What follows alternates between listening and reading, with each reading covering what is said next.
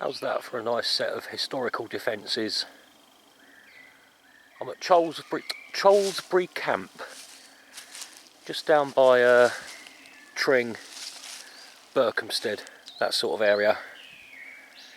I wanted to come and have a look at this one because it's I've seen some pictures of it, and as you can see, the old defensive ditch is very much still intact all the way around. So we'll explore that, but also up in the middle of the enclosure there's an old church, and there's a couple of aquifer fed ponds.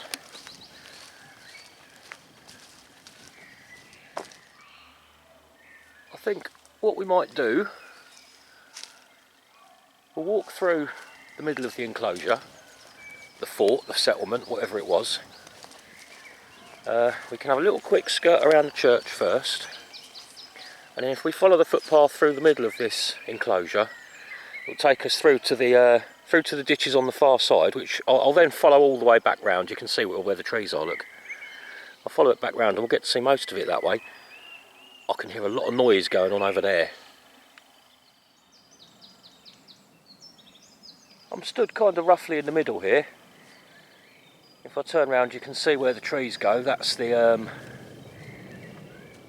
boundary ditch that goes all the way around the outside, and it's all on a public footpath.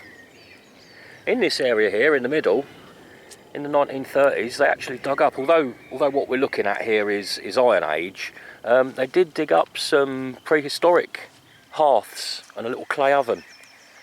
So people were using this site for a very long time before it actually got turned into a settlement with defensive ditches. Now, I think part of the reason might be, although we're reasonably high up here, we're not perched on top of a hill by any means, but we're fairly high up. We've got this aquifer fed pond here, which is permanent by all accounts. There's always water in that. And there's another one, I think, we'll walk through that way in a minute. I think there's one just off in those trees there somewhere as well. So they had this defensive site with two good permanent water supplies, aquifer fed, not rainwater. And the church here, well, this one was built in the 1870s. Mostly completely rebuilt in the 1870s. Although there's been a church here since the 13th century. It's got some really nice old yew trees down at the entrance where I parked.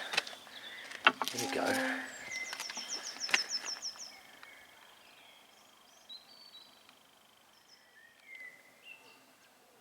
Not all that massively old, what we're looking at here today, but it's built in a fairly traditional style out of the local flint.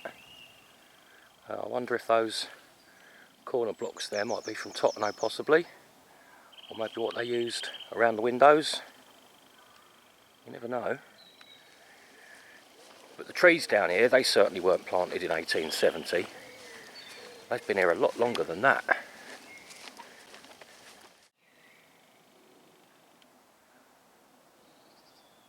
Look at these bad boys, eh? They're much older than 1870.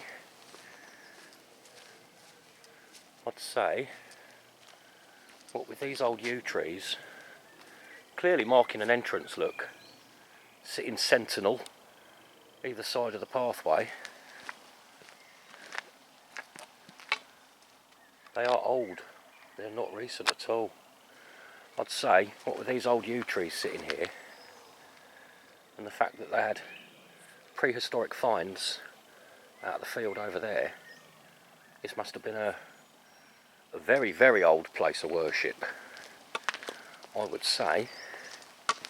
It's a nice attractive looking church. It is open. I tried the door, I stuck my head round, but it's all very dark in there at the moment. Can't really see much.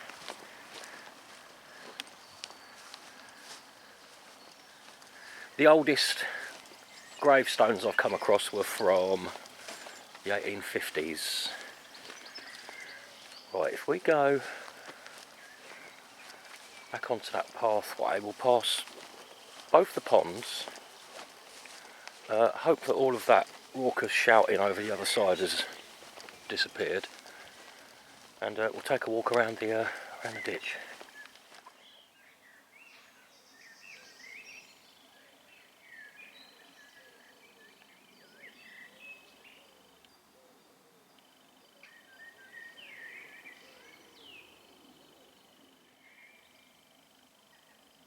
it's all paddocks now, but in the Middle Ages this was being used as farmland, because as well as the prehistoric hearth pits that they found and the Iron Age finds that they found, they also dug up medieval pottery, which they think was just evidence of people using the fields and working in them and leaving things behind, and also bits of broken stuff mixed in with the manure that they were using on the fields.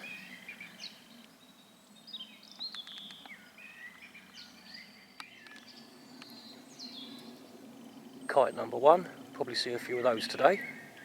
I've been hearing them all afternoon.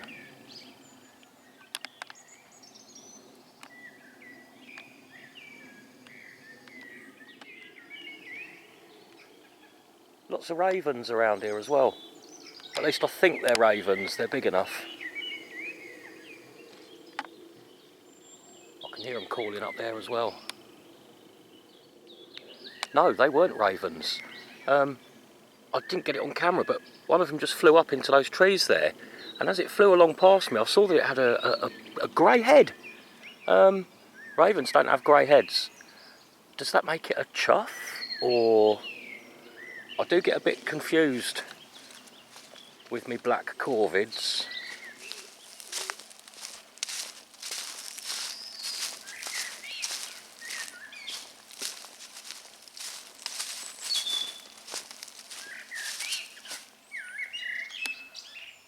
Everything's greening up nicely. Birds are sounding happy. Sun's out. It's about 17, 18 degrees at the moment, I think. Wasn't expecting that. I should be on the allotment. I'll do that tomorrow. And I'll make a video as well, actually, at the allotment, because I want to show off all the plants that I've got ready to go in the ground.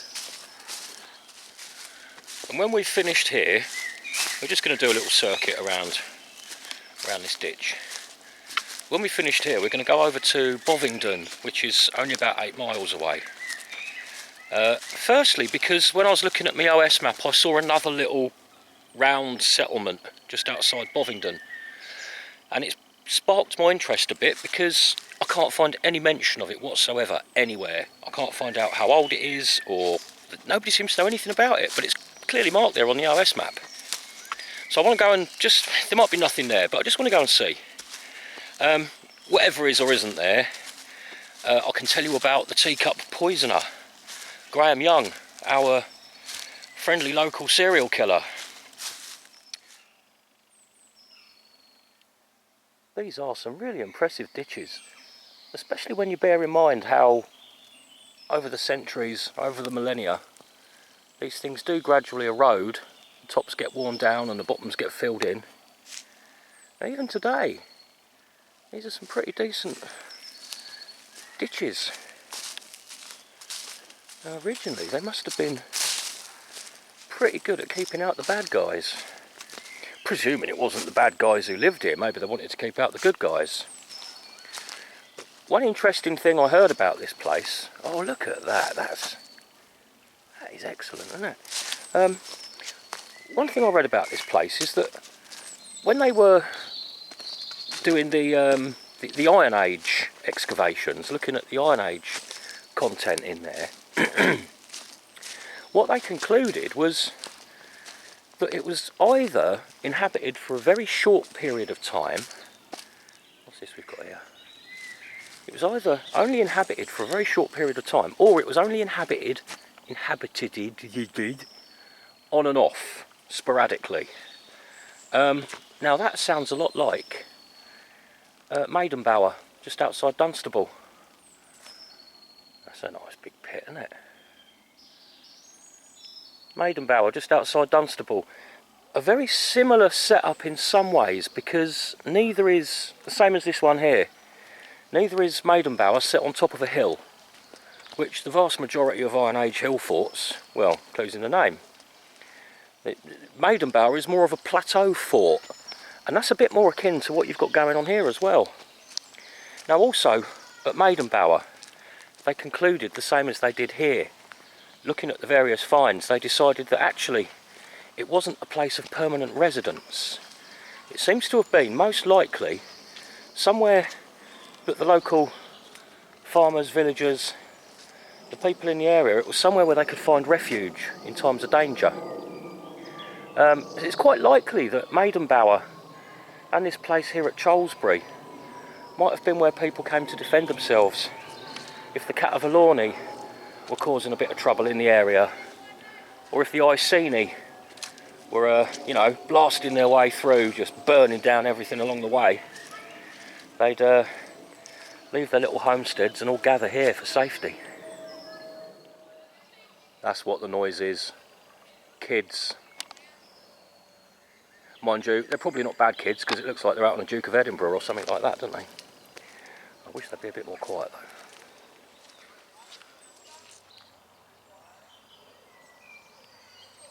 You can see why I had to come and see the place. I'd read it was in a particularly good state of preservation. It's very easy. What I like about these places, I really like the ones where it's quite easy to visualise how it might have looked back in the day, and it helps you sort of figure out little stories in your brain about who lived here and what they were up to. What's that on my lens? Or is that my screen? Can you see a little blob just there? Is that my lens on my screen? Yeah, they're Duke of Edinburgh. And they commented on my stick. They said they like my stick with a fossil. Right. Actually, I'm just going to set all the camera down on something, because I'm wearing one of Mike's new t-shirts and I said I'd show it to him. Just give us a sec. Here you go. This is one of Mike's new Spyro Hunting and Intel Team t-shirts. I'm well pleased with it. I really like it. Any excuse to walk around with a Fairbairn Sykes on my chest.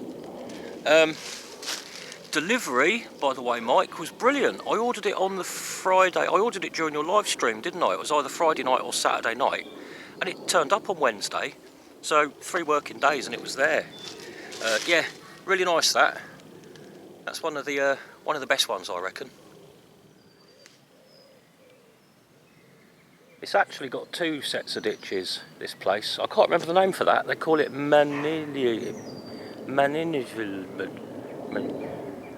It begins with an M anyway. We've just been walking around the main ditch, the deepest one. But I've just walked up the bank here and I can see where the outer one used to be, which is actually on private gardens, look. But you can clearly see the outer ditch running through here. Very nice private gardens. Around that way as well. It's basically where that fence runs. Very nearly walked around the whole lot of it there now. Just coming back down towards the high street in the village. Yeah, there we go. There's the village hall and the car park. And just as I was about to leave, I've stumbled across the second aquifer fed pond. There we go, got ducks in this one. Right then, so pretty much back where I started now. I'll make my way back to Big Sue's, and I'll see you very shortly at Bovingdon.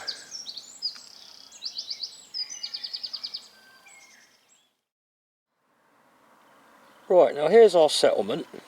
This big ring, this big round structure here. It does show that it's raised. It shows that there is some sort of embankment or ditch there. I've just parked here at this public footpath. So if I go up through there and keep my eyes open to the right, we'll see what we can see. I'm not expecting much, to be honest.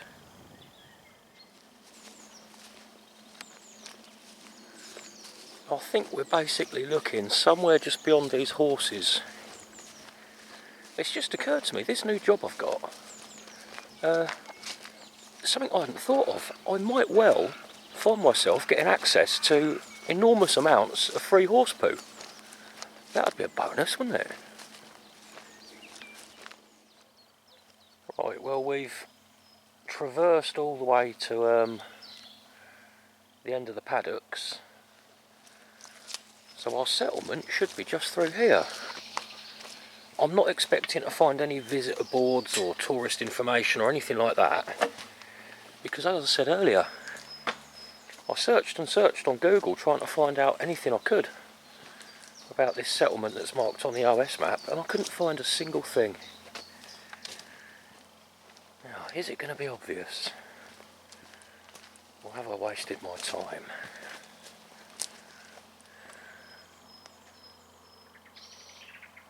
Well, I can see something there. You know, we're not seeing anything like we just saw at Cholesbury, are we? There's barely a ditch running beside me there with these trees in it, but not much to see really. And nothing to tell you. So it's a good job really that Bovingdon has got a serial killer for me to tell you about, because that wasn't much really, was it? We'll get back to the car, because if I've done things right, I've got a couple of pictures to show you on the tablet. We'll go back to the car and I'll tell you about Graham Young. He's one of the scariest types of serial killer, in my opinion. You'll see why. Graham Young is the most terrifying type of psychopath you could ever come across. By the age of 12, he was poisoning his classmates at school. His dad and his stepmum bought him a chemistry set when he passed his 11 plus. Big mistake, because he took to this chemistry set like a fish to water. And he became particularly interested in toxicology. He really had a flair for it, he really knew his stuff. He started going down the library and reading all the books, and he had his little set at home. And he decided that he would start conducting his own experiments. Now, back then, it wasn't all that difficult to get hold of things like antimony. Wasn't all that hard to get hold of them. It was basically down to the chemist's discretion. So he was going to his local chemist and basically saying, "Oh, I'm doing a school project. I need some antimony." And that was his first poison of choice. He started off by giving his family small doses, and his best friend at school. He didn't really have any friends, but apparently there was this one kid who sort of hung around with him. He was giving them all very small doses and just seeing what would happen, and he was keeping rigorous notes, very scientific about it all. Now, he really didn't get on with his stepmum. He absolutely hated her. And eventually, she was his first victim. He was building up the levels of antimony in all of these different people. They were all regularly going to hospital with all of these strange symptoms, really, really horrible poison. And eventually he finished her off when he got hold of some thallium. Don't ask me how he got hold of that when he was a teenager. But this young kid, you know, he was into torturing cats, he was obsessed with Hitler and the Nazis, and this was only, a decade and a half after the end of the Second World War.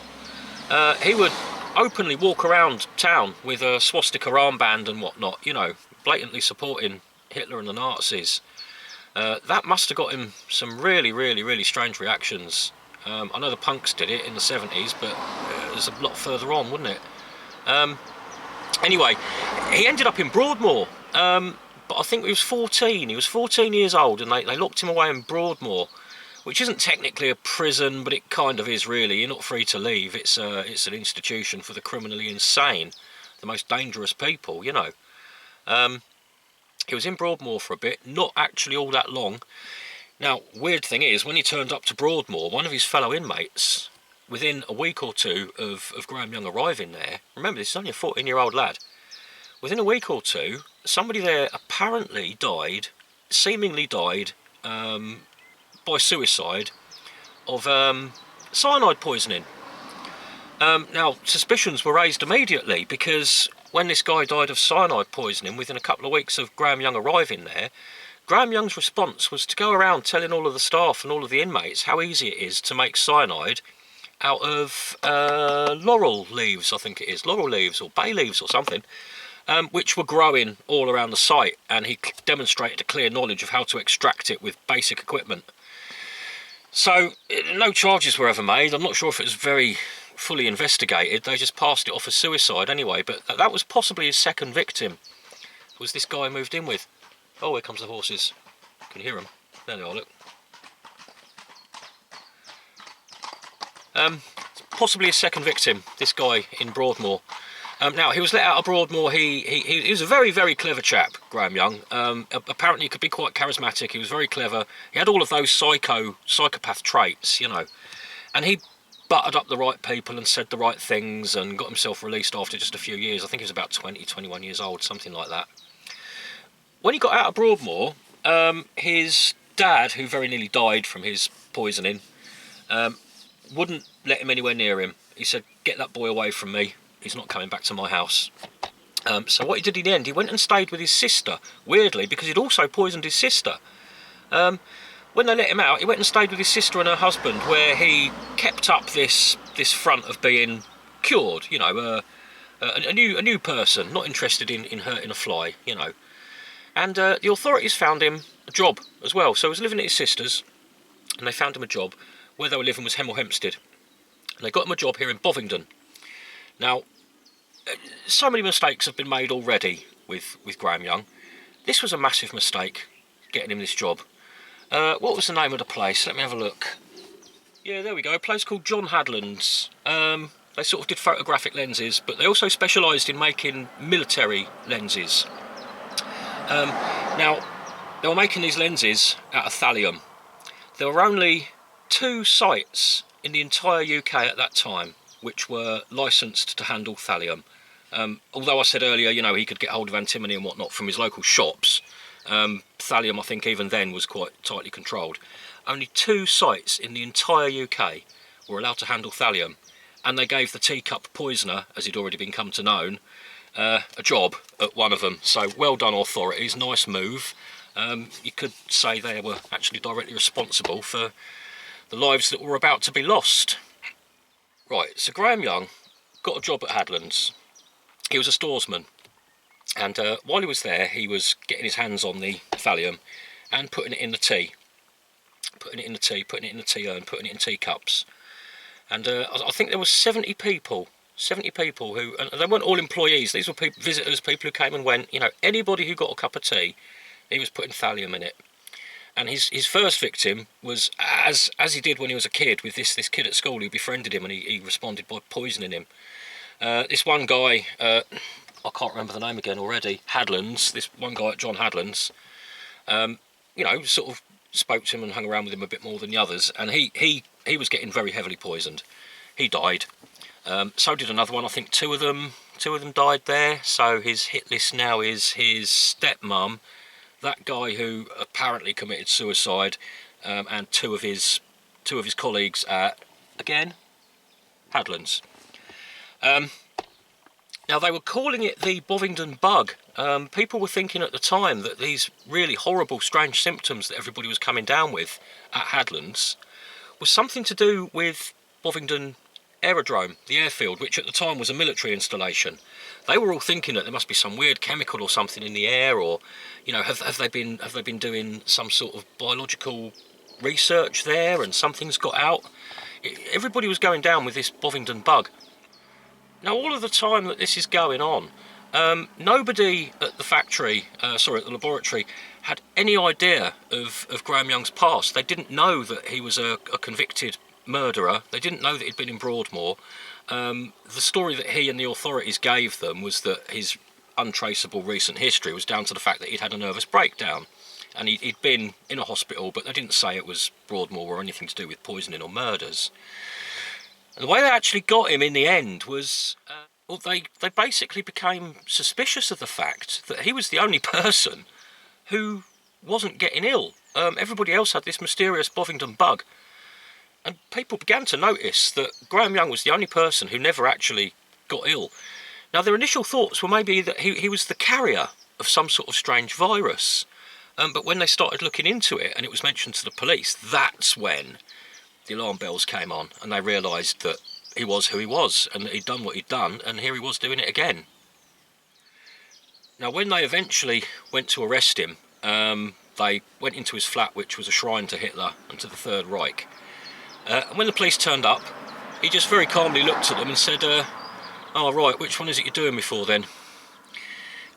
That seems to be kind of the way he was, just completely emotionless. This was all a big experiment to him. It was just an experiment. He didn't see anything wrong with it. Just like when he was torturing cats as a kid, he'd torture adults as a grown-up. really, really scary. He took it all in his stride. You wouldn't have, other than his Nazi armband, if you caught him wearing the right clothes one day, you wouldn't really know. I guess he probably came across as a bit odd because he was just so heavily into toxicology and chemistry and Nazism. He might have been a slightly strange bloke, but certainly not somebody you'd meet and think, oh, you're a potential killer. Well, he was a killer, a very prolific one. Now, he ended his days under suspicious circumstances. In 1990 or 91, I think it was, he died. Now, he was in the prison on the Isle of Wight. I think that might be Parkhurst. He was in that prison on the Isle of Wight. And I saw an interview with people who'd been in prison, with a bloke who'd been in prison with him. Now, this bloke said that nobody go near him. Everybody was terrified of him. Everybody absolutely hated him because with him around on the wing, you never knew what you could touch or where you could sit. And even all the time he was in prison, people kept finding Ajax scouring fluid in the bloody tea urn and all this sort of thing. He was still trying, with what limited poisons he could get his hands on, he was still up to his tricks in prison. And nobody would dare go near him. People wouldn't sit down in a chair when he'd just sat in it. People wouldn't be alone in a room with him. I think it just made life on that wing very, very tetchy. Not easy for the other prisoners at all. Now, he was found dead in his cell, supposedly from an unknown heart condition. He was only 42 years old. Dead in his cell from a heart condition. Yet he has no history of heart problems at all before that. Now, this guy in the interview who'd spent time in prison with him said that it was far more likely that, he said, the general consensus was that the prisoners had finished him off, beaten him to death or whatever it is they do in prisons. He said there was also speculation that the guards were also in on it, because they were as terrified of Graham Young as his fellow inmates were. They just wanted rid of him. So it seems to be, you know, we know how it works in prison, don't we? It seems to be that the decision was made to get rid of him. They got rid of him, and it was just officially recorded as an hitherto unknown heart condition. I've got a strimmer now. I thought, wouldn't it be interesting to go and find the building, John Hadland's? I've seen photos of it. I thought it'd be interesting to go and find the building. I was having real difficulty finding an address for it. I did eventually find an address. It was on Newhouse Road. Now, I had a look on the map, found Newhouse Road, had a look on the satellite image, I found Newhouse Road and had a look, and it's a very sparse road. There's not really anything on it, and there was certainly nothing there that looked like the building that used to be John Hadland's. But when I looked along to the end of the road, let me just show you on the map. Have a look at this. Right, now here's Newhouse Road, you see. And it's quite sparsely populated. You've got some fairly well distanced houses on one side, and then just what looks like a little farm on the other side. And there was nothing, when you zoom in, there's nothing that looks like the old Hadland factory. But if you go to the end of Newhouse Road, you've got a much denser new build estate. And look there, Hadland Close. So I'm going to say that's where the building was. That's where they used to be. It just kind of backs onto the aerodrome there, look. I'm going to guess that that's where it was. Now, I've asked this question before. It makes me wonder if the people living in those houses have got any idea of what went on there, on that site, before their houses were built. It reminds me when we were up at Caddington a while ago. Do you remember I was on... Shut up! No, go away! When we were up at Caddington, do you remember the old Vauxhall test track where the tramp apparently hung himself, and now it's got new houses on it? I bet those people have got no idea. And I wonder if I found it so difficult to find an address for where Graham Young did all this. I found it so difficult to find that address before I eventually did. Makes me wonder if they kind of keep quiet because they don't want ghouls like me turning up. Right, that was probably quite a long video all in all, so I'm going to get home and start editing, because I hate editing and it takes forever. I'll be at the allotment tomorrow and we'll do a little update, so I'll see you there. Take care.